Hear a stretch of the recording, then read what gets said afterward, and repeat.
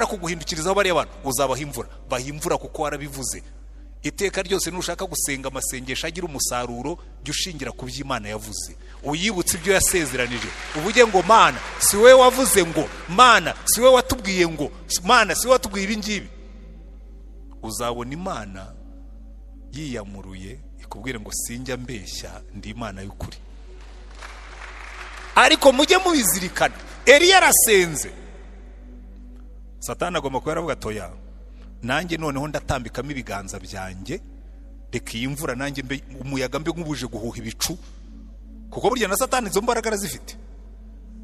Nimwe mubishidikanya muzasome mu gitabo cya Daniyeli yarasenze asengera ko ubwoko bwe butaha mu gice cya 9. Noneho Gaburiyeli aho yaziye aramubwira ngo Daniyeli ukundwa. Nkunda niyo karifikatifu ya Daniyeli mu ijuru bamwita Daniyeli umugabo ukundwa. Daniyeli ukundwa ngo ugitangira gusenga warashubijwe, ngo kandi Imana yarantumye ngo nze nkubwire ngo nkwishurire ibizaba ku bwoko bwawe bwose, ngo ariko ngeze mu nzira ngo umutware w'ubwami bw'Ubuperesi arantangira. Nuzajya ubona ibisubizo byawe byatinze ntuzacika intege, ko hari igihe Satani ahagarara mu nzira akavuga ngo ibi bintu ndabibloka, ntabwo ndi bwemere ko asubizwa, kuko nasubizwa ndaba mwaye. Kandi iyo Satani yaborotse ibisubizo byawe akoresha abandi bantu bakaza kukubwira yuko hari abantu bakumanitse mu giti, hari abantu bakuroze, hari abantu hari kana, akaguteranya n'abandi. Jewe nakubwira ikintu kimwe, n'ubundi kibazo ntabwo Imana igusubiza kuko batakuroze, ntabwo Imana igusubiza kuko abantu Imana igusubiza kuko ari Imana ikavuga ngo ke ibyo bakoze ndabihindura ubusa, ibyo bakoze ndabivanaho, ibyo bakoze ndasubiza umuntu wanjye kuko nge ndi Imana. Ariko iyo watangiye kujya muri ibyo by'abarozi, uratangira ukanga abantu, ugatangira ninde wandoze, ugatangira kujya mu bapfumu, oya tumbira Imana yawe uyigumeho. Eliya yashyize umutwe mu maguru, atumbira, arahumiriza atumbira Imana, akavuga ngo ndashaka gutumbira Imana, ntabwo nshaka gutumbira circonstance, wenda ijuru ryirabure, wenda ijuru ribe bleu, wenda ijuru ribe uko ryasa kose. Abwira umugaragu ati subirayo undebere. Ndashimira Imana cyane kubwo uyu mugoroba, kuko kubona abantu bangana batya mu mvura ingana gutya nacyo ni igitangaza cy'Imana. Ndagira ngo shimire, nari ndimo gukurikira kuri YouTube ngo ndebe babariho, ushobora kuba benda kungana nabo dufite hano mu rusengero, ariko birumvikana kuko abantu benshi ntabwo bashoboraga guca mu mvura ngo baze, bahisemo gukurikirira mu rugo. N'abari kuri YouTube ubwo ngubwo nyine ndabasuhuje umugisha w'Imana. Haleluya. Turi mu cyumweru cyacu cya 4 cyano masengesho y'iminsi 40, turi ku munsi wa 23. Turimo turiga ku ntego ivuga ngo imbaraga zidushoboza gukora umurimo w'Imana. Ariko bundi unakuyemo kubyita imbaraga zidushoboza gukora umurimo w'Imana, dushatse twazita imbaraga zidushoboza kubaho nk'abakristo. Haleluya. Kuko buriya njya nanga iyo ibintu by'Imana twatandukanije umurimo w'Imana no kuba abantu b'Imana. Ubundi umurimo wa mbere dushobora gukora no kuba abantu b'Imana, kubera yuko nkuko twabibonye ku cyumweru, ikintu cya mbere kigira imbaraga mu buzima bwacu ni ubuhamya. Kandi ubuhamya ni icyo uri cyo, ntabwo ari ibyo ukora. Ubundi mu buryo bw'Imana urabanza ukaba uw'Imana yishimira, hanyuma ibindi bisigaye byose ikabikorera muri wowe. Amen. Kuko byorohera abantu gukorera Imana uko babyumva, sibyo? Kandi gukorera Imana uko babyumva bituma bire mu mutima ko ntacyo bitwaye. Kabura tariko jewe ndasenga, sawa, ariko jewe ntanga n'amaturo, ntanga icyacumi, sawa. Ariko icyo wagombye kubanza kureba ni icyo uri cyo, kuko icyo uri cyo reka mbere cyo bikora. Icyo uri cyo kikwandika mu gitabo cy'ubugingo. Hariya mu gitabo cy'ibyahishuwe mu gice cya 20 baratubwira ngo nuko ibitabo birabumburwa, hari ibitabo by'imirimo, ariko ikigenga uko byose bizagendekera buri muntu nuko wanditse mu gitabo cy'ubugingo ukaba umwana w'Imana. Haleluya. Kuko muri icyo gice baravuga ngo nuko abo basanze batanditse mu gitabo cy'ubugingo, nubwo mu gitabo cy'imirimo bafitemo ibintu byinshi, ngo batabwa mu nyanja yaka umuriro.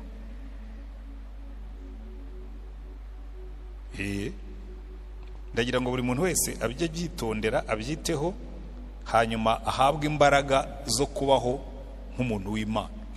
Kuko iyo ubayeho nk'umuntu w'Imana, imirimo irizana.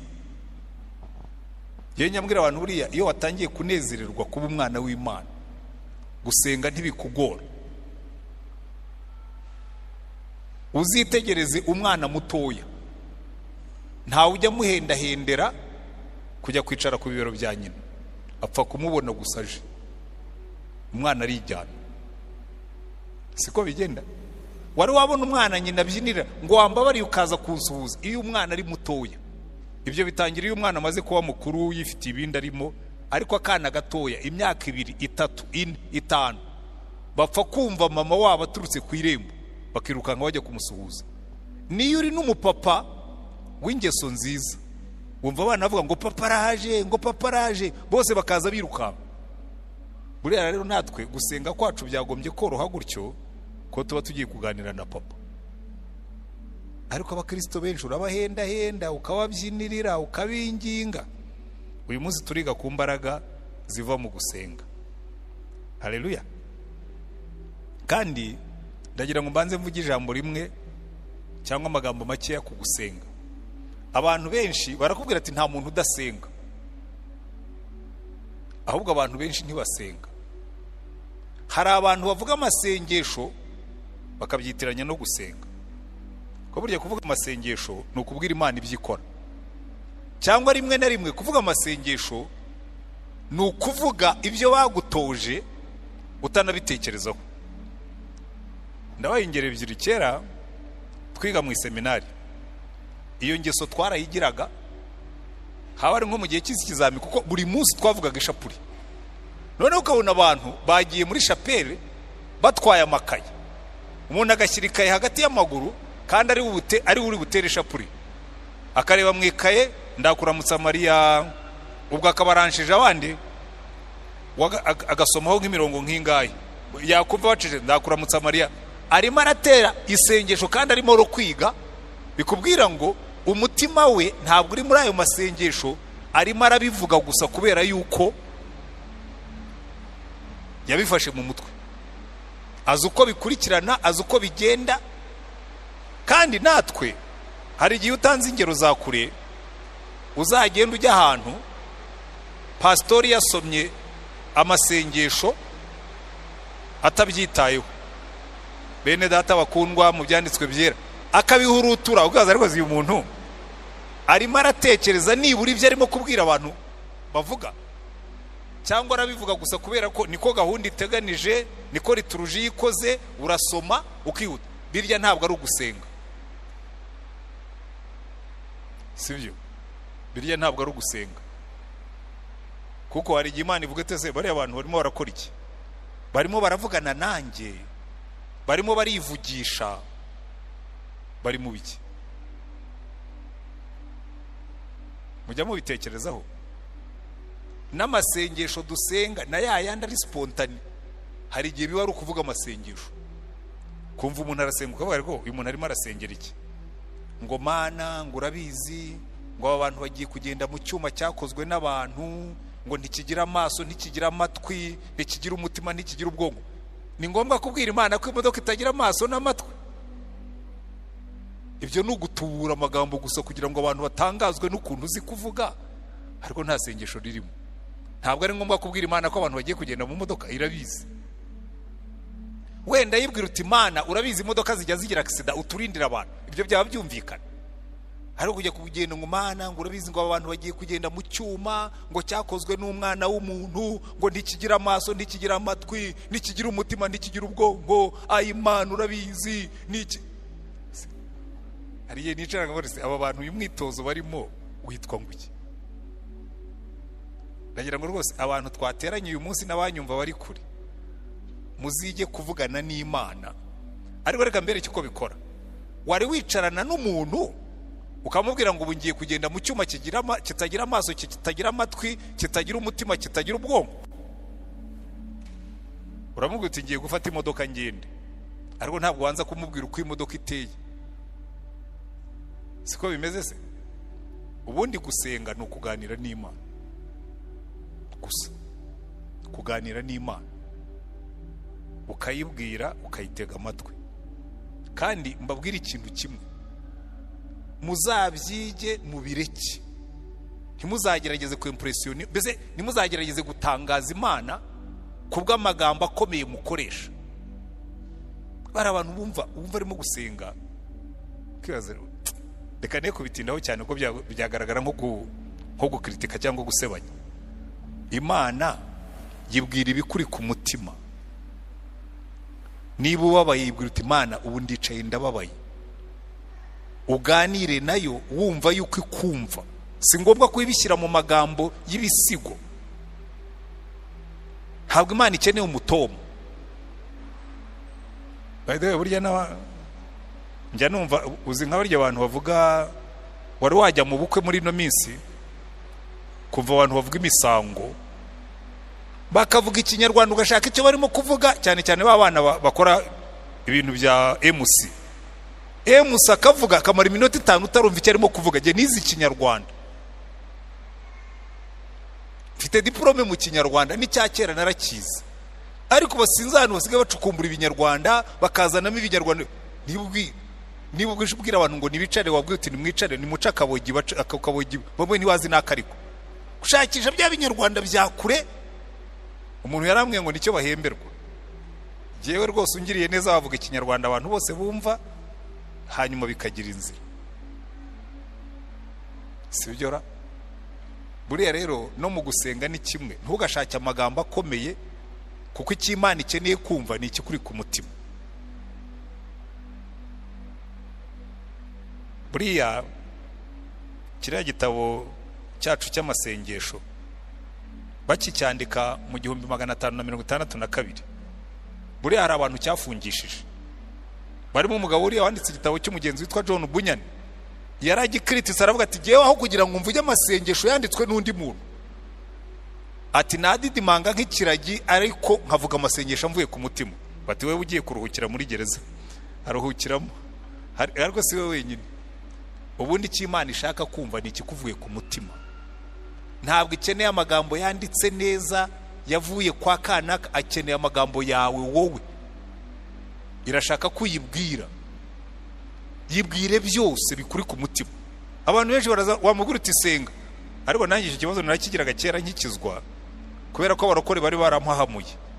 Numvaga basenga, hari ahantu najyaga njya bari bafite akana gato k'imyaka nk'6 karasengaga, kandi mama wako kubera ko kari karabifashe, kari kazi kubivuga, akagaha kagasenga ngo Mana, ngo aba bantu baruhijwe n'urugendo, ngo hari urugendo rw'amaguru, hari n'urwo mu mutima, ngo none Mana ubogereza ibirenge, ngo ntiwoze yebamba umva agana kagasenga, maze ubogereza ibirenge, ntiwite ku birenge by'umubiri, wite ku birenge iyi mitima igenda ibunga ijya hehe, maze ubogereza ibirenge Mana, ibyaha byabo bite mu nyanja yo kwibagirwa.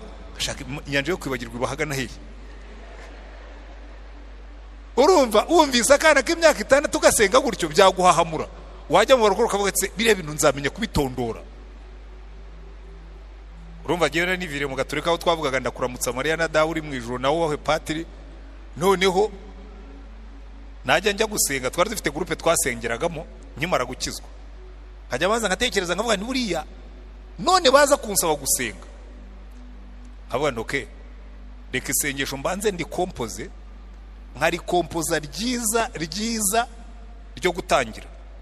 Abane ni wambwira ngo nsenge dutangira, ndavuga ngo Mana uzuterane natwe, uyobore iteraniro ryacu, ijambo ryawe tuza gusoma ritugirira umumaro, ijambo ryawe tuza gusoma turyumve neza, ibyo tuza kwiga ubyandike ku mitima yacu tubigenderemo. Nkaritondeka noneho kugira ngo bataza kunsaba gusenga nyuma bavuga bati ntagira umuntu udusengera, nkahita nimbira ryasengesho ryanjye nkari dodora, bagahita nyine ubwo bakaba barandetse. Ntabwo bashobora kugura ngo uze gusenga kabiri ngo usenge utangira uze no gusenga nyuma, nkari dodora. Noneho undi munsi nkavuga uyu munsi ndategurira irya nyuma, nibarangiza ndabasabira umugisha. Buriya rero niho nigiye gusabira abantu umugisha. Umugisha nyine wa wundi uvuga abantu bakumva ari umugisha urimo gusaba. Amen. Mujye mubyiga, wige urebe abantu bicaye aho ngaho. Niba wagiye gusura umuryango bakagwira turwaje umwana, ti umutware yagiye mu rugendo, nta nubwo tuheruka amakuru ye, undi mwana ari mu masomo, ibyo barimo kukuganiriza byose nimurangiza ubiterure ubikuremo isengesho. Uzumva abantu bavurimo kuvuga ngo amen, ngo haleluya, ngo yes. Kubera iki? Urimo uravuga ibihuye n'ibyo bifuzaga ko babwirira Imana. Haleluya. Kuko Imana ntikeneye ko tuyimpressiona, ntabwo ikeneye ko tuyitangaza, ikeneye kutwumva tuyibwira imitwaro y'abantu bayo. Haleluya. Ariko uyu munsi ubwo ngira ngo icyo reka nkigarukiriza aho ngaho, ubwo ibyagombaga gukosoreka wenda bamwe murabyumvise, muzagenda mubikosora. Reka dufate amagambo dusanga muri Yakobo ibice 5, tugiye kwiga ku mbaraga zo gusenga. Yakobo ibice 5, ndafata urugero rumwe rw'umuntu nkunda cyane muri Bibiliya. Turava ku murongo wa 16. Yakobo ibice 5 umurongo wa 16 kugeza ku wa 18. Haravuga ngo mwaturirane ibyaha byanyu kandi musabirane kugira ngo mukizwe. Gusenga k'umukiranutsi kugira umumaro mwinshi iyo asenganye umwete. Mu Cyongereza baravuga ngo the prayer of the righteous is powerful and effective. Rigira imbaraga kandi rikagira umusaruro, rigira umumaro mwinshi iyo asenganye umwete. Dore Eliya yari umuntu umeze nkatwe, asaba cyane ko imvura itagwa. Imvura imara imyaka 3 n'amezi 6 itagwa. Arongera arasenga, nuko ijuru rigusha imvura, ubutaka bumeze imyaka yabwo. N'aya magambo ngira ngo twigeho. Icya mbere baratubwira ngo Eliya yari umuntu nkatwe. Eliya yari umuntu nkatwe, arasenga ngo imvura imara imyaka 3 itagwa. Abakunda gusoma muze kugaruka inyuma iyo nkuru muyirebe, kuko ndayivugaho kugira ngo tuyikuremo icyitegerezo, hanyuma turebe gusenga muri Bibiliya. Eliya yari umuntu nkatwe, uretse no kuba umuntu nkatwe, ndetse twashobora kuvuga ngo yari umuntu uri inyuma ya bamwe muri twe.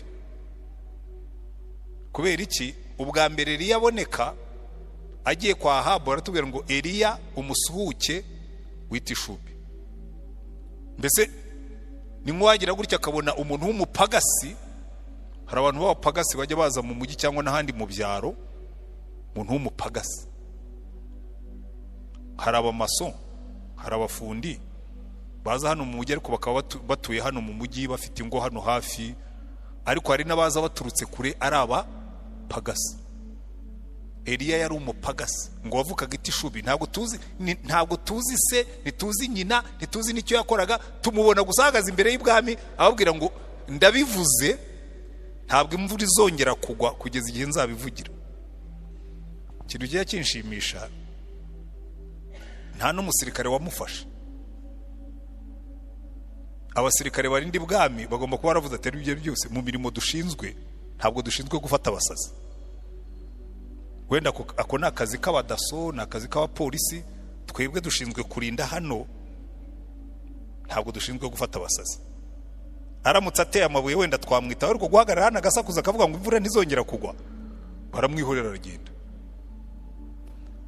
Imana iramubwira ngo noneho genda ujye ku kagezi kitwa Keriti, ngo niho nzakurindira, kandi nategetse ibyiyoni ngo bijye bikugemurira.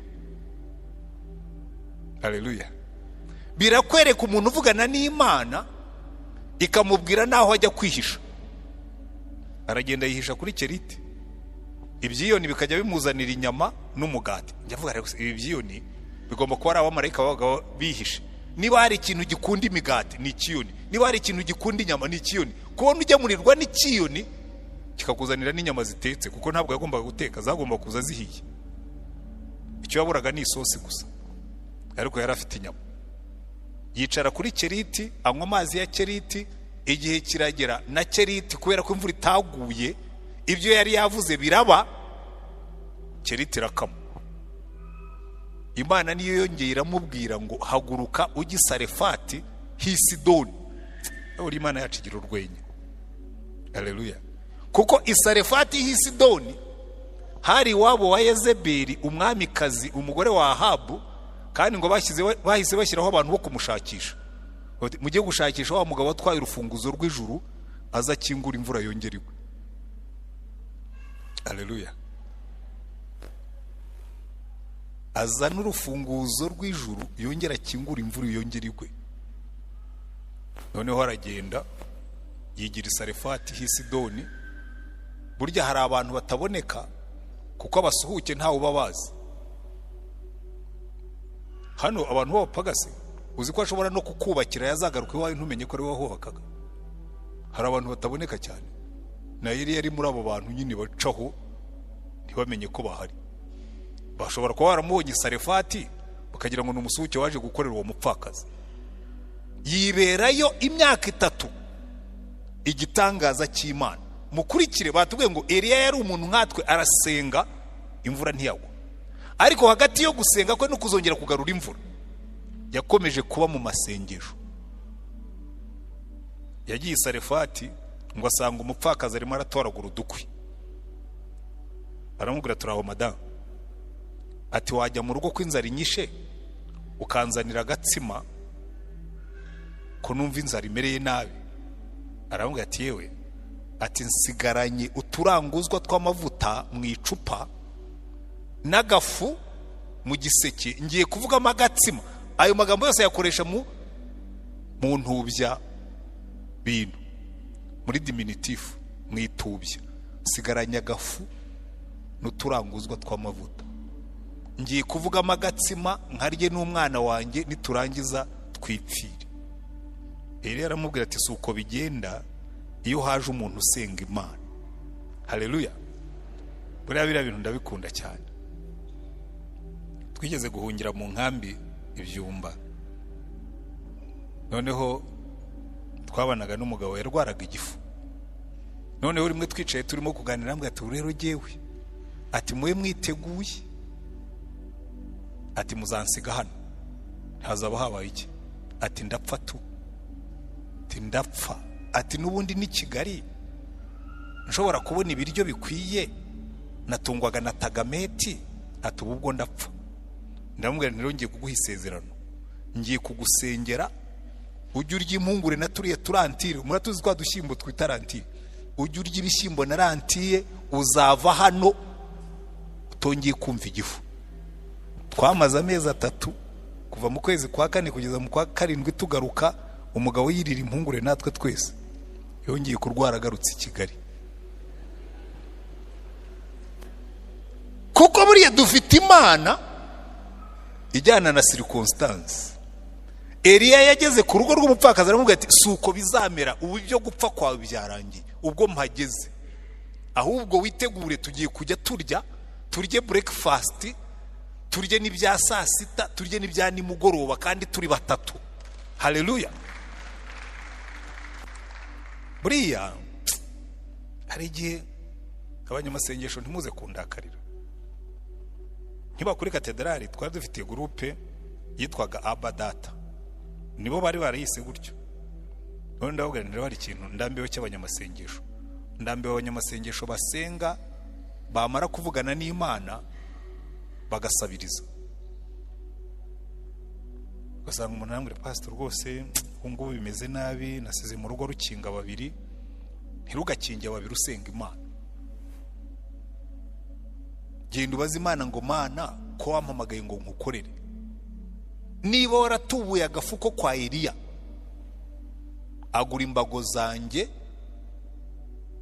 uhumugisha imirimo y'amaboko yanjye, nayo uyishake kandi uyikore.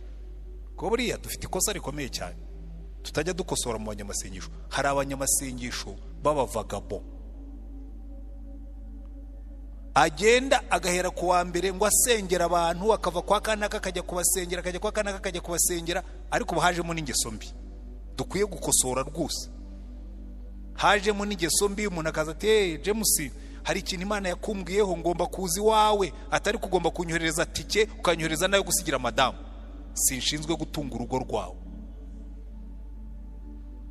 Izo ni ingeso mbi zica umurimo w'Imana. Uri murabwira abantu, mpora mbibwira n'abahanuzi nanjye bajya baza kundeba, nabwira nujya kureba umuntu Imana yamugutumyeho ntukamusaba amafaranga. Jya ugenda umubwira ibyo Imana yagutumye, nurangiza umusengere ugende ntacyo umusabye. Nuza kundeba ukanzanira ubutumwa ukambwira ngo ariko ngo Imana intumye n'icyangugu ngo none nari nkereye itike, ntayo nzaguha. Hari uwo rwose nabibwe ndavuga nti ndimo ndakwigisha suko nayabuze, ndashaka kukwigisha, narabikubwiye si rimwe, narabikubwiye si kabiri, nuba ushaka ko nkuha amafaranga yo kujya ahantu ntukanzanira ubutumwa. Ujye uzumbwira uti Imana yantumye ahangaha kandi nta mafaranga afite, nzajya nyagwanda umukozi w'Imana. Ariko nunzanira ubutumwa ukabanza kumpanurira, ukambwira imodoka Imana igiye kumpa, ukambwira scholarship igiye guha abana wanjye barangije kwiga,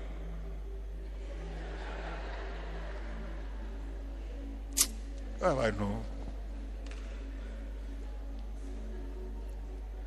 ari umuntu akubwira ibintu, nuzanira ubutumwa ntukamva n'abandi babyumve, n'abari hafi n'abari kure, ntugasaba amafaranga abantu bashyiriye ubutumwa. Nicyo gituma usanga abantu batwicira umurimo, ugasanga batwita besikoro, ugasanga batubwira ko tubunza inzara. Kubera iki? Eliya ntabwo yagiye kuri uriya mupfakazi w'i Sarefati ngo amubwire ngo ntunga, ahubwo yagiye aramubwira ati ubwonje iby'iwawe bigiye kuprospera. Uzitegereze aho abahanuzi banyuraga hose, na Elisa niko byagenze. Yajyaga ajyana n'umugaragu we, bucye aramubwira ati ariko tuzi hari ahantu tuba, ati buriya bambe bafite n'ikibazo. Aramusengera barabyara. Twe turi abantu bajyana umugisha, ntabwo tujya gutwara imigisha y'abantu. Eliya yagiye i Sarefati y'i Sidoni atwarayo umugisha, umupfakazi wari kwicwa n'inzara, ibyiwe rwose amara imyaka 3 arya ibya mu gitondo n'ibya saa sita n'ibya nimugoroba, kandi agaburira abantu benshi kurutaho. Haleluya. Ariko muri ino minsi dufite ikibazo. Dufite ikibazo cy'imyumvire, dufite ikibazo cyo kumenya Imana yacu.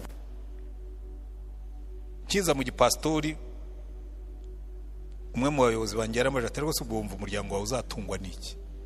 Ndamubwira nti giye wonkorera ndamuzi, uwampamagaye ndamuzi, nananirwa kuntungira umuryango nzamusezeraho cyangwa azambwira uburyo mbigenza, ariko umuryango wanjye ntabwo uzananirwa kuwutunga. Kuko Imana iguhamagaye iguha isezerano ngo nzajyana nawe. Ariko iyo utangiye kuza ukajya mu murimo ugashugurika, ukabeshya, ukarimanganya, uba urimo kwicira dosiye. Wicira dosiye. Umurimo w'Imana uzakora wose ukazanamo ubuhahara, uzaba wiciye dosiye. Kandi mbwira abakiri batoya, hari abantu babwira ngo rero buriya ngo mu gipastori, ariko nanjye najyaga mbivuga cyera ntarajyamo, ngo buriya mu gipastori ngo haba ubukene, ngo mpora mbyigisha abapastori nkababwira ntumva, ntabwo Yesu yananiwe kudutunga, ahubwo twananiwe kugenda nk'abazatunga. Ntabwo byamunaniye, jewe buri munsi ndabibona Imana yacu ni Imana ifite ubushobozi. Eliya yagiye i Sarefati ifiratubuka, n'amavuta ntiyashira mu mperezo, kandi hasigaye muturanguzwa. Muzarebe na Elisa, umupfakazi yaraje aramubwira tumva, umugabo wanjye yari umukozi w'Imana, yari umuhanuzi, none yarapfuye. Muzarebe mu gice cya 4 cy'Abami ba 2, none umwishyuza yarapfuye ansigira imyenda, none umwishyuza yaje arashaka gutwara abana banjye ngo bagira abacakara. Iyo ntuza ndayizi uko ikora. Hari mwene data umwe nkiyobora yigeze kuza, niwe witangiye ubwo buhamya, ntabwo ari ukumuvamo. Yaraje rwose ambwira ukuntu afite ibibazo, agize gute, nawe numva rero ngubwire reka nkusengera utahe. Ndamusengera arataha. Haciyeho iminsi hari akazi kari kabonetse, ndamubwira wa applying nti hano habonetse akazi. Ara applying na pass test aratsinda. Noneho rero yaje aravuga tumva reka mbabwire ikintu mujye mwemera musenge Imana. Ati naje kureba Ntwane, ati ndamuganyira, ati nari nzi ko nibore bukore mu mufuka kampa nka 5 cyangwa 10, ati nari imeze nabi kabisa. Atarambwira ngo aransengera gusa, ataransengera arangije aransezerera. Ati nyuma y'icyumweru mbona bampaye akazi. Rero hari igihe twebwe dutegereza igisubizo aho tutagombye kugitegereza. Umupfakazi yagiye kureba Elisa, aramubwira ati umugabo wanjye yari umukozi w'Imana, none yarapfuye, none umwishyuza arashaka gutwara abana banyigwa bagire imbata. Undi aramubwira tufite iki? We nta nagafu yari afite, ngo yari asigayiranye uturanguzwa tw'amavuta mu mperezo. Aramubwira ati genda ujye mu rugo, ujye mu baturanyi, utire ibibindi byinshi bishoboka. Uriya mugabo namusabye amafaranga ngo ujye kwishyura umwenda, none antumye ibibindi. Aragenda ibibindi arabirundanya, aramubwira ati numara kurundanya ibibindi byose ushobora kubona usukemo ayo mavuta. Afashe ka kantu aracuranuye, asutsa amavuta, abona ikibindi kiruzuye. Ashyize ku cya kabiri abona ikibindi kiruzuye, icya gatatu, icya kane, icya gatanu, icya gatandatu. Ibibindi byose bimaze kuzura, asubira kujya gutanga raporo. Aragenda aramubwira ati bya bibindi byose byuzuye amavuta. Aramubwira ati ikindi mbaza niki? Genda ugurisha ayo mavuta wishyura umwenda wawe, amafaranga asigaye agutunge. Haleluya. Murabizi muri no minsi haje imvugo ivuga ngo aho guha umuntu ifi ngo wamwigisha kuyiroba. Elisa we ntabwo yamwigishije gushaka amavuta, yamwigishije no kuyagurisha. Tugomba kwigisha abantu kuroba ifi barangiza bakanayigura, tukabigisha no kuyigurisha.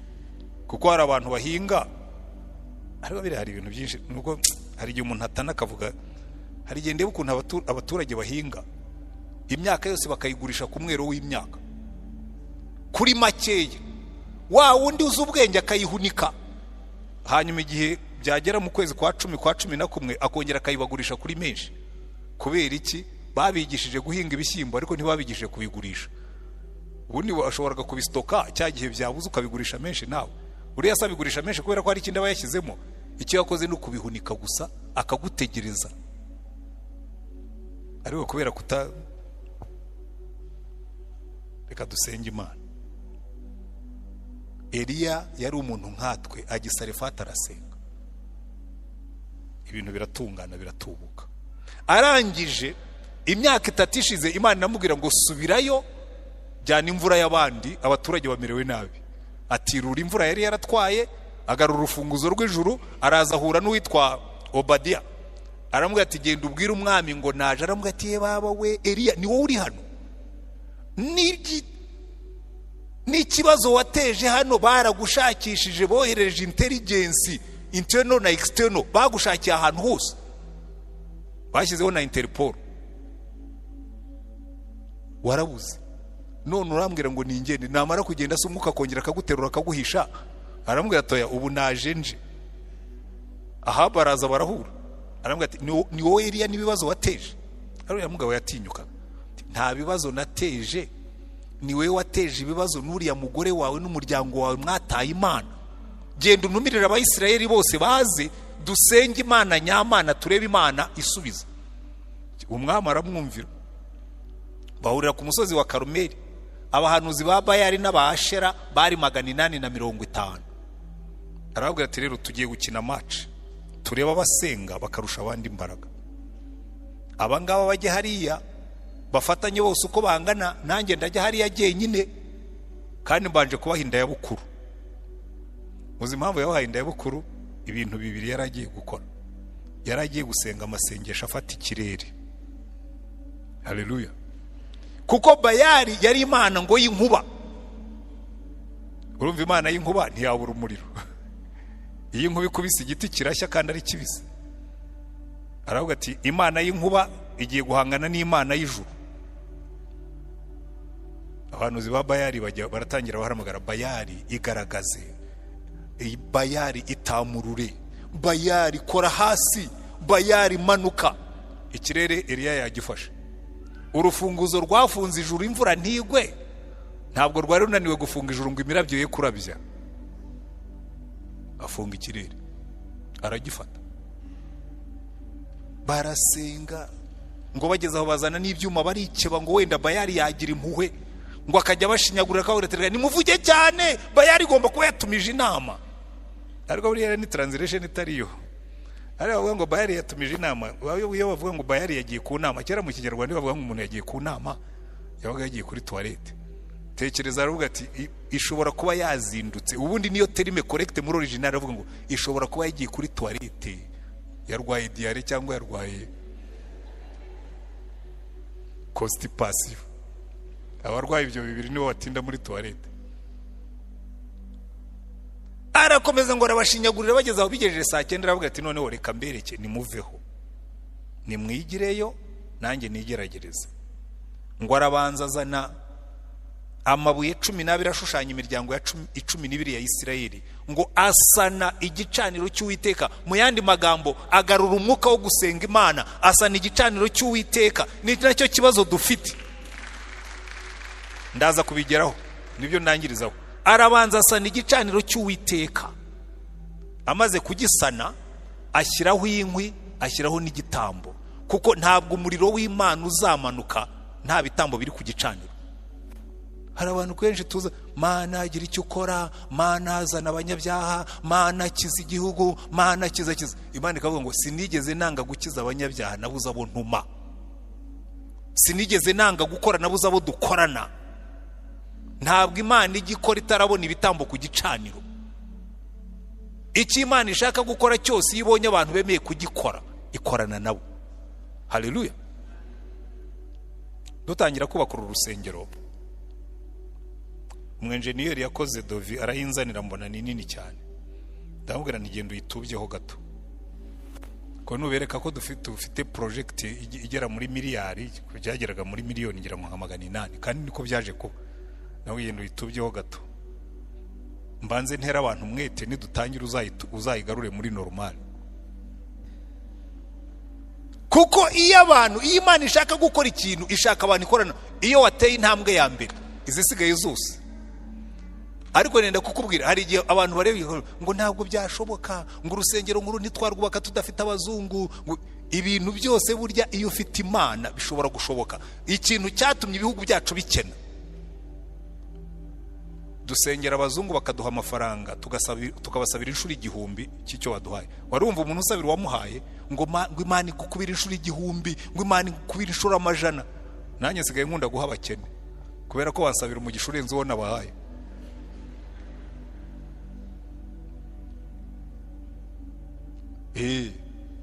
Hari umuntu arambwira ati buri munsi iyo mbyutse ndagusengera ngo Imana itubure umutungo wawe. Ndamubwira nanjye nugira ikibazo ujye uza nkuye, kuko umusaruro ndawubona hano mu ikofi. Turicara hano umuzungu akaduha amadolari 1000.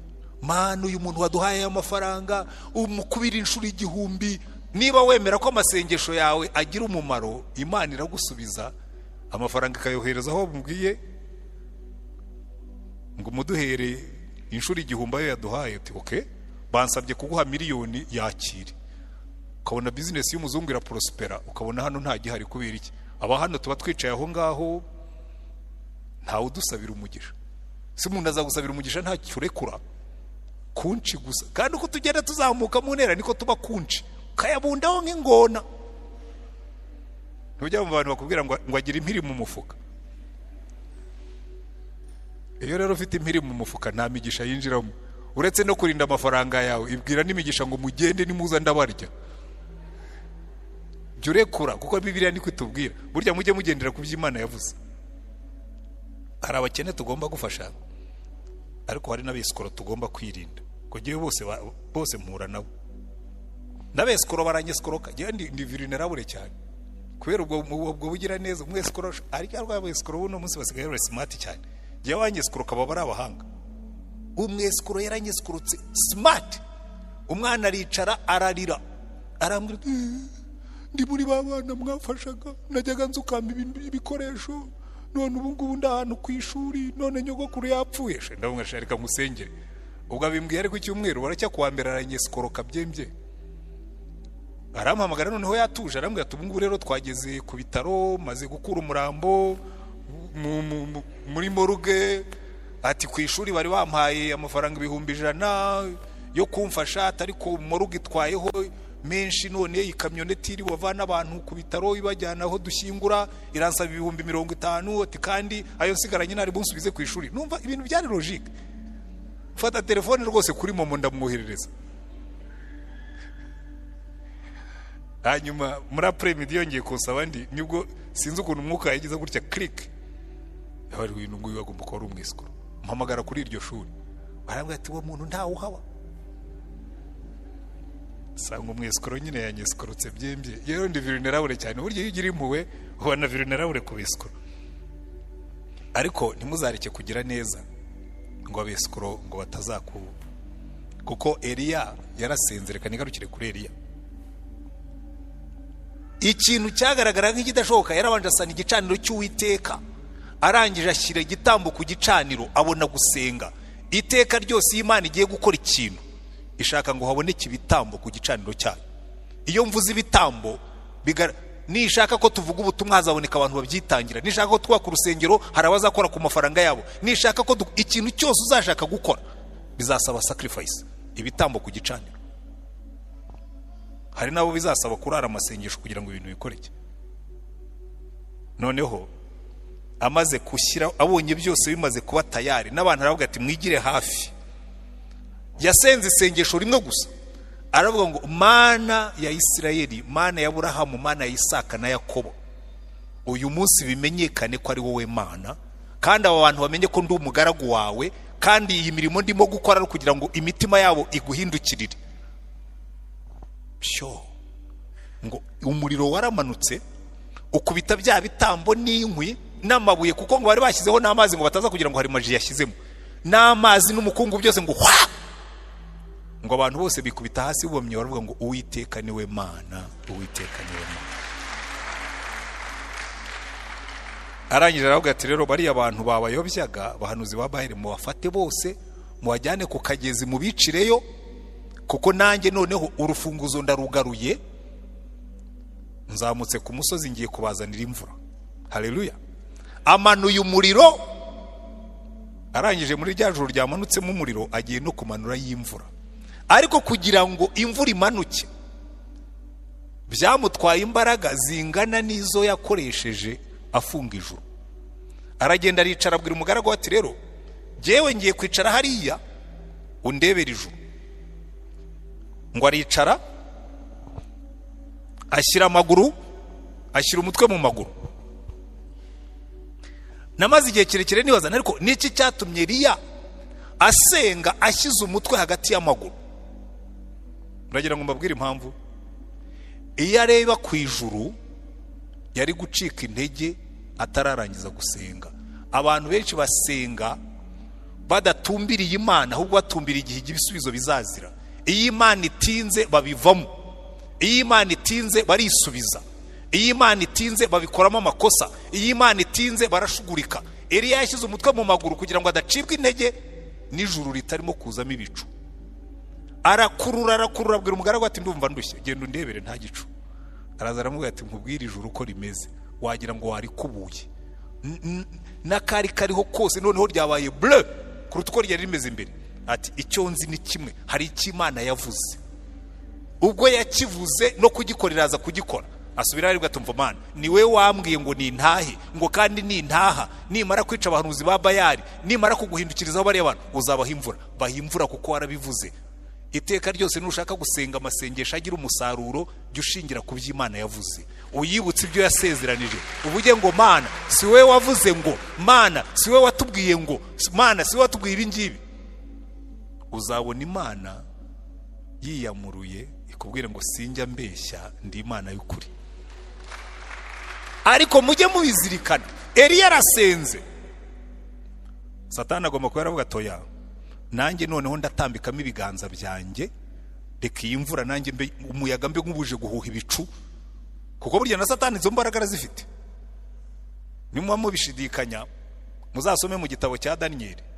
Daniyeli yarasenze asengera ko ubwoko bwe butaha mu gice cya 9. Noneho Gaburiyeli aho yaziye aramubwira ngo Daniyeli ukundwa.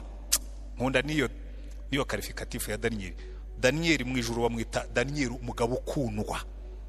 Daniel ukundwa, ngo ugitangira gusenga warashubijwe, ngo kandi Imana yarantumye ngo nze nkubwire ngo nkwishurire ibizaba ku bwoko bwawe bwose, ngo ariko ngeze mu nzira ngo umutware w'ubwami bw'Ubuperesi arantangira.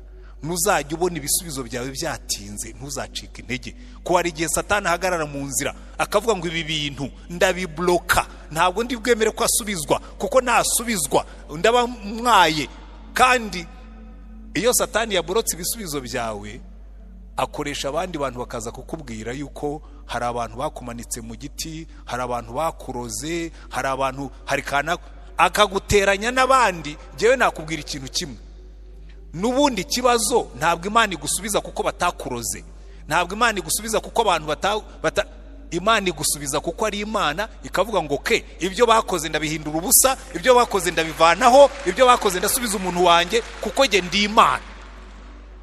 Ariko iyo watangiye kujya muri ibyo by'abarozi, uratangira ukanga abantu, ugatangira ninde wandoze, ugatangira kujya mu bapfumu, oya tumbira Imana yawe uyigumeho. Eliya yashyize umutwe mu maguru, atumbira, arahumiriza atumbira Imana, akavuga ngo ya ndashaka gutumbira Imana, ntabwo nshaka gutumbira circonstance, wenda ijuru ryirabure, wenda ijuru ribe bleu, wenda ijuru ribe uko ryasa kose. Abwira umugaragu ati subirayo undebere, araza aramubwira ati riracyari bleu. Inshuro ya gatatu riracyari bleu, inshuro ya kane riracyari bleu, inshuro ya gatanu riracyari bleu, inshuro ya gatandatu riracyari bleu.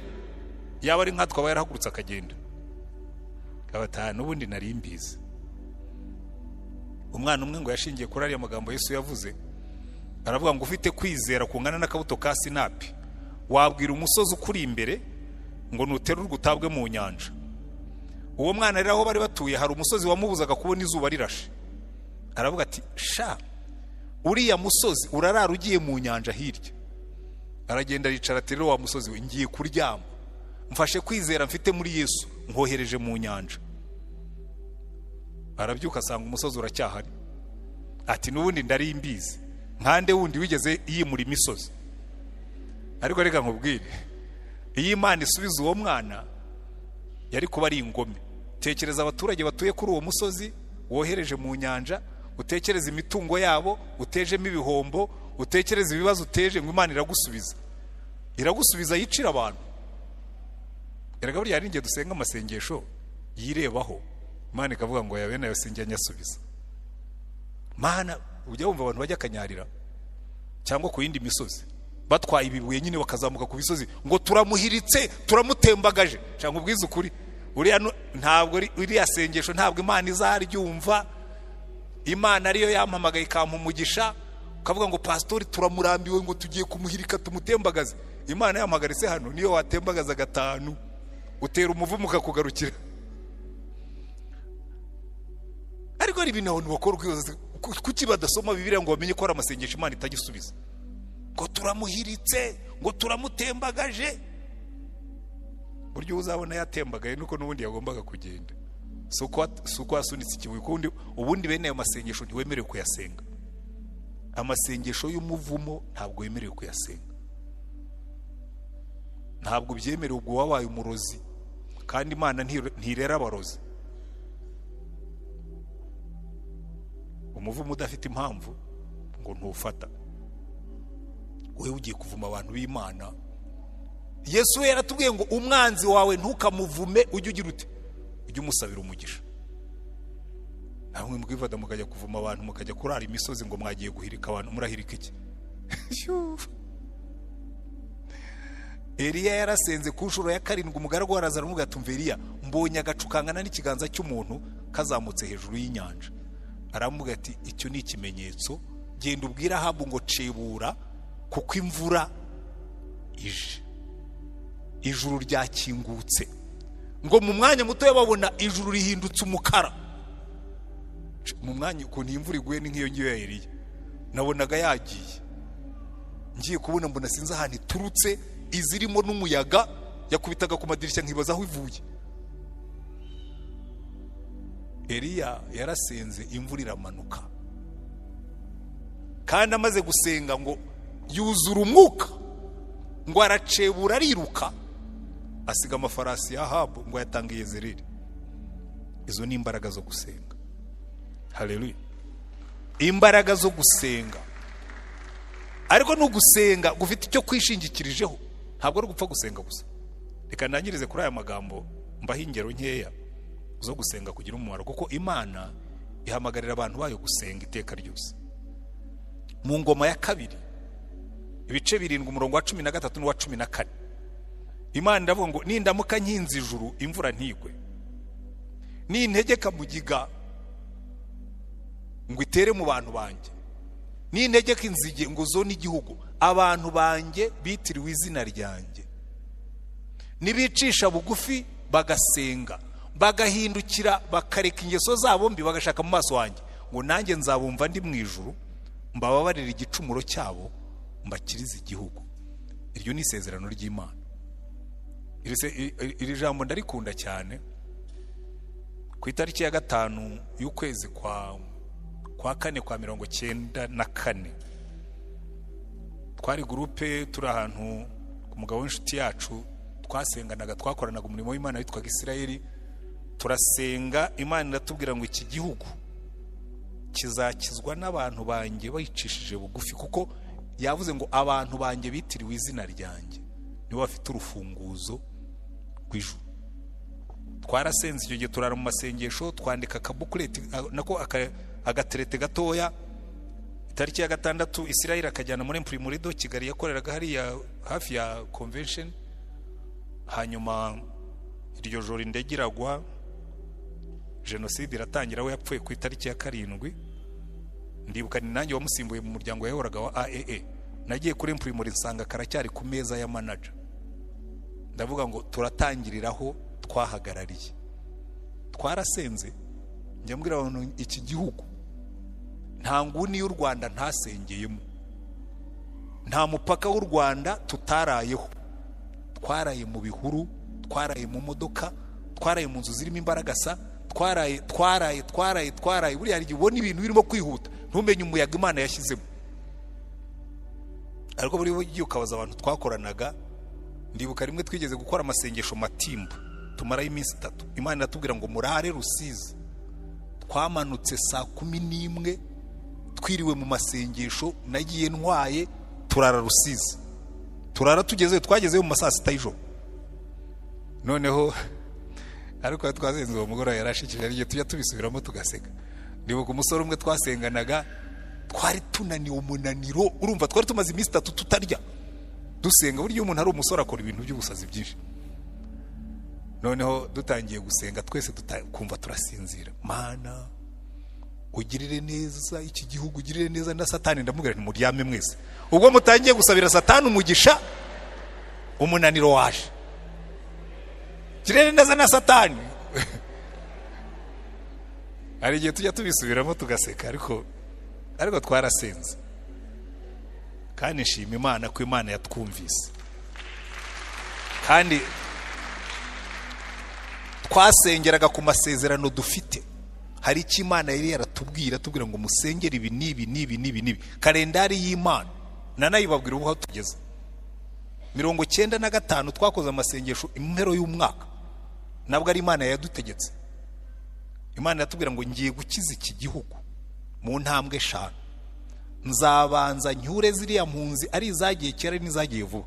Ariko izakera zo zari zaratangiye kuza. Izari ziduteje ikibazo ni zari zagiye 94. Bamwe bari Tanzania, abandi bari Burundi, abandi bari Kongo. Irawazana. Tubisengeye tubyingingiye. Iratubwira ngo ibyo nibirangira hazaba umutekano muke muri iki gihugu. Nawo muzawusengere nzawushyiramo iherezo. Abibuka intambara y'abacengezi yari ikomeye. Twagiye kuyisengera mu Ruhengeri. Icyo gihe niko hitwaga Musanze. Tugeze mu Gakenke, imodoka yari turi inyuma bayikubita igikompuri irashya. Aho twari humwe aramwe ati dukate dusubira i Kigali. Bayirasiye hariya nsubira aho barasiye. Reka turaswe n'abari imbere, ariko abinyuma ubwo twabaciyeho niba turase buri witeka yari yabahumye amaso. Irahuma n'abasigaye imbere. Turasenga tugerayo. Urugamba twarwanye rwari rurerure. Iyo nayo Imana yatubwiye ngo nimuyisengera nzayishyiraho iherezo. Ngo kandi ibyo nimubona birangiye, ngo nzakora ikindi kintu mutatekereza, ngo nzanyeganyeza intebe zose, ngo nindazingiza inshyire mu myanya abo natoranije. Ngo bariya nimwe mwabishyiriyeho. Yewe 2000 twasenze muri stade, ari byo turimo gusengeraho. twarangije amasengesho mu kwa 12 twinjira mu itariki ya mbere yo kwa mbere, amezi 3 ya mbere ane intebe zose zari zanyiga zose zahinduriwe occupancy. Ndibuka umuntu umwe yarambwiye atuzi ko ya nkubiri watubwiraga yaje, ntimuhangayike, Imana yatubwiye ko iyo ngiyo rwose irimo iranyeganyeza ibintu kugira ngo yubake ibyo yashakaga, nta kibazo kirimo. Hari icyabaye, iratubwira ngo ibyo nibirangira nzakemura ikibazo cy'ubutabera. Gacaca iraza, ibintu batekereza ngo ntibizashoboka, abazungu bavuga ngo nimudatanga munisiti ngo ntibizashoboka, twarabyikoreye bicamo uko Imana yavuze. Iratubwira ngo ibyo nibirangira hazaba hasigaye ikintu kimwe, healing y'igihugu nkaba ndayirangije, revival, ngo nzabaha ububyutse, ngo ariko ubwo bubyutse nibwo bazabagora, ngo kubera ko benshi muzaba muhuze murangaye abandi munaniwe. Rero nsigaye nsubiza amaso inyuma nkavuga ibyo Imana yatubwiye byarabaye. Ubu wibwira ko ushobora kumbwira nkatwara imodoka nkava Ikagitumba nkarari Rusizi, no kuva Ikagitumba nkarari Kigali birangora, nkubitana n'amatara y'imodoka nkumva neza ndazungazunga, ndashaje kuri 65 gutwara imodoka no kwiyahura. Urambwira ngo ndara amasengesho, najyaga ndara amasengesho tukageza mu gitondo nkiyuhagira mu maso, narangiza nkahaguruka nkagenda. Nsigaye ndara amasengesho ntaryama nibura amasaha 3. Uwo munsi unambwiye ngo mbwirize ntiwamenye ibyo ndibo kuvuga, nanjye mba numva nabaye ikizongo ko ndashaje. Ariko revival ibi ndabibabwira izaza tuyisengeye tuyingingiye, kuko ibintu byose by'Imana ikora iyo igiye kubikora irabanza igashyira abantu bayo ku mavi. Nimureba muri Bibiliya ibintu byakoretse byose, ndimo ndasoza, kugira ngo Abayisiraheli bave muri Egiputa, mu kuva mu bice bibiri baratubwira ngo batakiye Uwiteka, ngo Uwiteka yumva gutaka kwabo aramanuka. Ntabwo bari kuvayo badatakira Imana. Haleluya.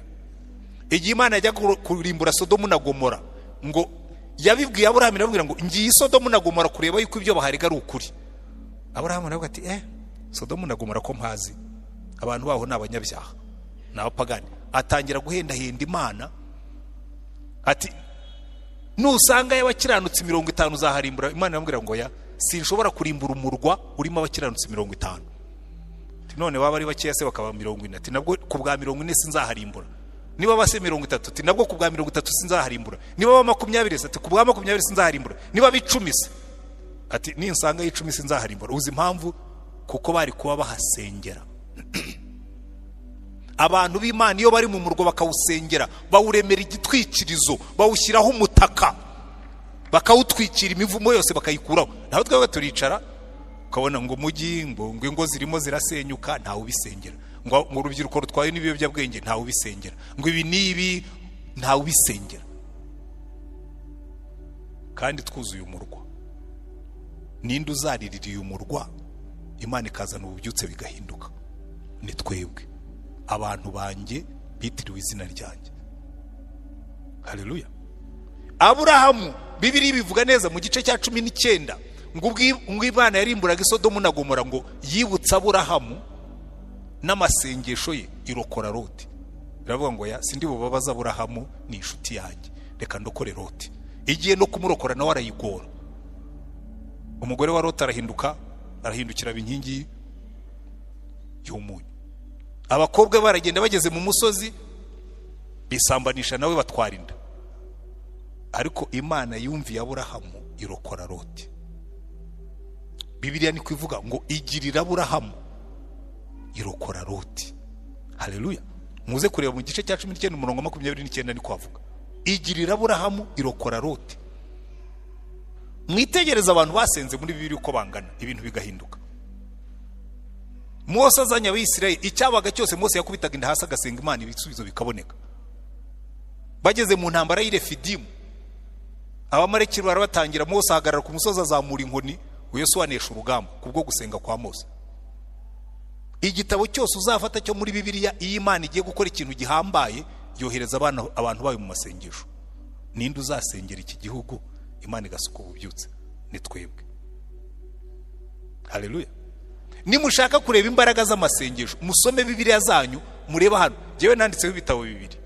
kubera imyaka twamwe nanditse igitabo cyitwa senga uhindure gakondo yawe, nandika n'abarinzi b'inkike umurimo w'abanyamasengesho mu itorero no mu gihugu. Kubera iki? Twamaze igihe kirekire dusenga, nahigiye amasomo menshi. Uko nigishaga nabonaga ibintu bihambaye, nakwigisha ibindi nkabona ibindi, nakwigisha handi nkabona ibindi.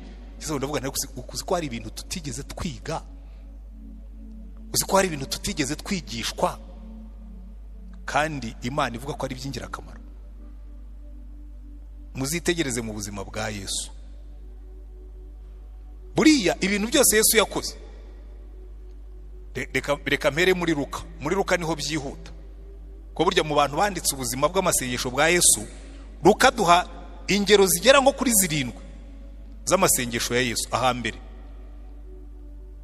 Yesu ajya gutangira, batubwira yuko hari abasaza ba Simeoni na Bana bari barimo gusengera agakiza ka Isirayeli.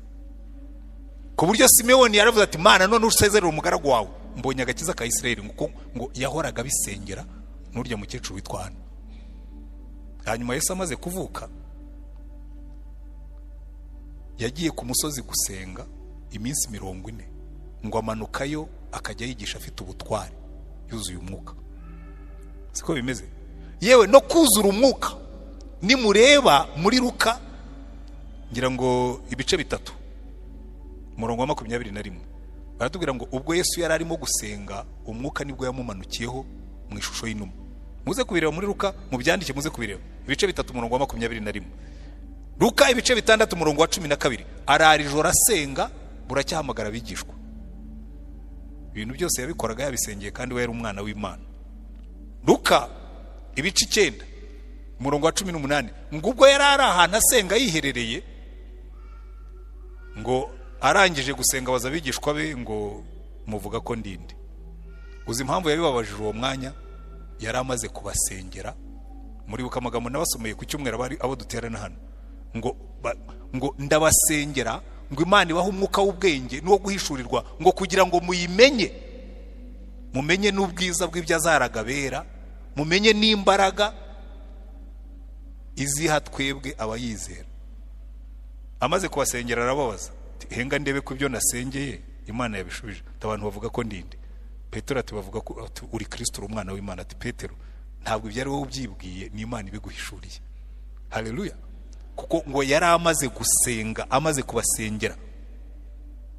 Muri Luka ibice 9 umurongo wa 28-29, azamukana na Petero na Yohana na Yakobo, ngo ajya ku musozi gusenga. Ngo atangiye gusenga, ngo ishusho ye ihinduka ukundi. Na Mose yajyaga ajya gusenga, yamanukayo, ngo abantu bamureba bakabona mu maso he harabagirana. Iyo umuntu yatumbiriye Imana akamara igihe kirekire, amanuka arabagirana, ngo asukundi arimo gusenga.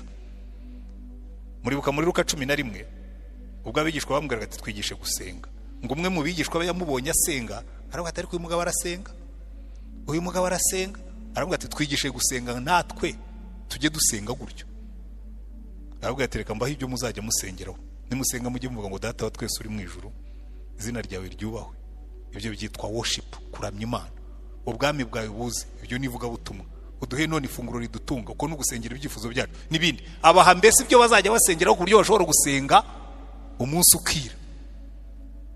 Yari arimo gusenga mu gice cya 22 mbere yuko ajya ku musaraba, yarayasenga, kandi ntiyagarukiriza aho ngaho. Yohana aratubwira ngo yarasenze, natwe aradusengera. Aravuga ngo saba ngaba bonyine nsengeye n'abazizezwa.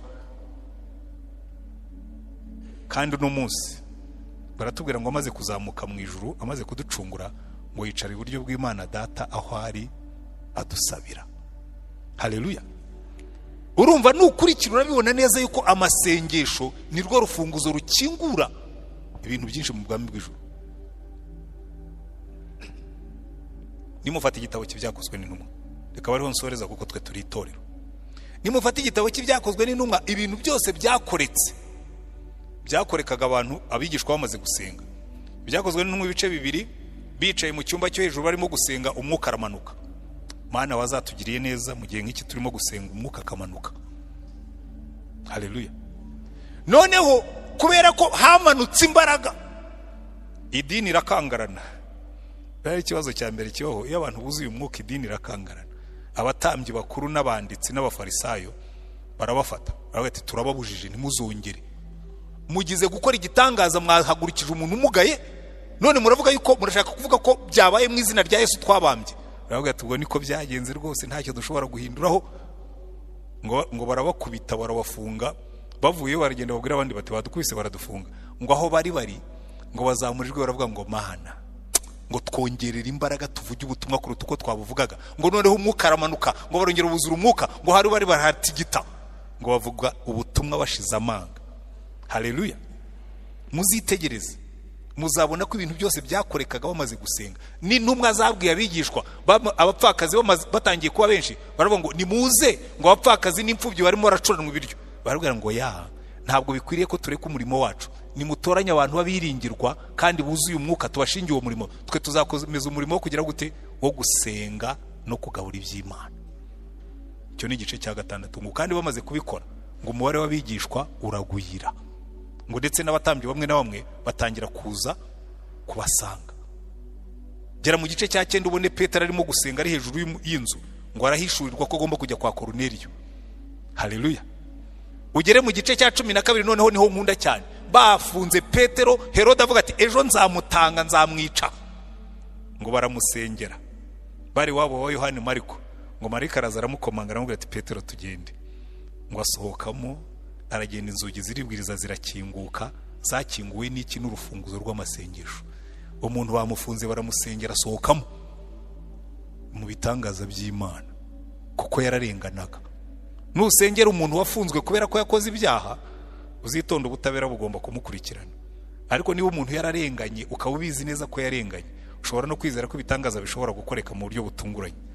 Haleluya. Igice cya 9 Paulo yari arimo gusenga, ubwo Ananiya yahishurirwaga n'abasenga, aramubwira ati Paulo arimo arasenga ari mu nzira ahitwa mu nzira igororotse kwa Simoni, genda umunambike w'ibiganza imboneranyize bimuvuye ku maso. Bari barimo gusenga. Igice cya 13 Paulo na Barinaba Imana yabahamagaye birije ubusa barimo gusenga. Ibintu byose mu ijambo ry'Imana bikoreka ubwoko bw'Imana buri ku mavi burimo gusenga. Njya mbyigisha abapastori, ariko sinzi ko bizafata, ariko ndabisengera nabyo.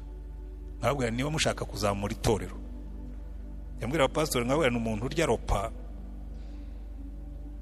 195 ku mwaka, agasinzira amajoro 365, ari umupastori ntashobora kuzamura itorero ngo rikure. Itorero rizamukira ku mavi. Buriya ntimuzanibeshye ngo Remera yazamukiye kuri PhD. Nabonye abapastori bafite PhD bashinga paruwasi aho kugira ngo zizamuke zigasubira inyuma. Ushobora kugira PhD paruwasi kagupfana, ariko iyo ufite amava akomeye ntabwo Imana izagutererana. Haleluya. Mureke tujye ku mavi dusenge. Na buriya bubyutse Imana yatubwiye izabuduha, ndabizi izabikora, ariko tubusengeye tubwingingiye dushima. Jewe nasenze Imana ndibwa numva Imana umbabarire sinzapfe ntabubonye. Imyaka maze mbusengera ni myinshi, amajoro naraye mbusengera ni menshi, amaropa niyirije sinyarye ni menshi. Izamindishye akababaro imbubonesha amaso. Haleluya. Haleluya. Kandi ubwo ndimo ndababibamo imbuto z'ububyutse kugira ngo tubusengere, kuko ubwo Imana yabivuze no kubikora izabikora. Kandi ubwo twubatse uru rusengero tukarwuzuza, hari igihe njya ntega amatwi nkumva gacu. Kera twajyaga turagira inka hirya iwacu mu Mutara, iyo imvura yabaga yenda kugwa imaze igihe kirekire itagwa, wajya kumva hirya muri parike, ukumva ukajya wumva ibintu bivuga ngo hari igihe njya numva umuriri w'imvura y'Uwiteka. Kandi njya mbwira Imana ngo Mana, ubwo ugenderera abandi niremera ntuzahasige, uzaduhereho. Reka dusenge Imana imbaraga zo gusenga guhindura ibintu, kandi nidusenga tuzabibona. Turagushimye Mana yacu. Nta kindi tuba dukora iyo tuje gusenga, ntabwo tuba tuje kugutotesha amagambo, tuba tuje kuganira nawe kugira ngo duhishurirwe ibiri ku mutima wawe, kuko ijambo ryawe riratubwira ngo imigambi yawe ntabwo ijya iburiramo. Ibyo wavuze, ibyo wasezeranije iteka ryose urabisohoza. Twemerere tugusabe Mana, hari byinshi wavuze kuri iyi paruwasi ya Remera. Wavuze ko uzahasuka ububyutse, ndetse waratubwiye ngo twubakire urusengero, ngo nyuma yarwo ngo uzatangira kubikora. Turabishaka, turabitegereje, kandi Mana kugira ngo tuzabibone udushyire ku mavi dusenge. Abasaza n'abakecuru dusenge, abagabo n'abagore dusenge, abasore n'inkumi basenge, n'abana bacu basenge, kugeza igihe tuzabona ibitangaza byawe bikoreka. Muri Yesaya waravuze ngo yemwe abibutse Uwiteka, ngo dore nshyize abarinzi ku nkike zawe Yerusalemu, ngo yemwe abibutse Uwiteka, ngo ntimukamuhwemere, ngo kugeza igihe azahindura Yerusalemu hakaba ishimwe mu isi. Reka Mana, ntituzaguhwemera, tuzagusenga. Tumaze imyaka tugusenga, n'ubu turakomeje kugusenga. Ntituzaguhemera kugeza igihe tuzabona iyi paruwase uyihinduye ishimwe mu isi. Ntituzaguhemera kugeza igihe tuzabona u Rwanda nubwo watangiye kubikora waruhinduye ishimwe mu isi, atari mu buryo bw'imiyoborere, atari mu buryo bw'ubukungu, ahubwo mu buryo bwo gukizwa. Urambura ikiganza cyawe bidusohoreze Mana, kuko gusenga k'umukiranutsi kugira umumaro mwinshi. Niba Eliya yarasenze ijuru rigafungwa, yakongera agasenga ijuru rigafunguka. Turasenze ngo imvura y'umugisha igwe kuri iki gihugu, turasenze ngo imvura y'umuhindo igwe kuri iki gihugu, turasenga ngo imvura y'ububyutse igwe kuri iki gihugu. Muri iyi myaka turimo Mana, ukora ibitangaza n'ibimenyetso, kandi uzabibona wese azavuge ngo ibintu Uwiteka ubikoze. Uhabwe icyubahiro, uhabwe ishimwe, ko tuzi ko udashobora kutubeshya no kubikora uzabikora. Izina ryawe ryubahwe, ubwami bwawe tububone, mu izina rya Mwami wacu Yesu Kristo, amen. Hallelujah, hallelujah, hallelujah.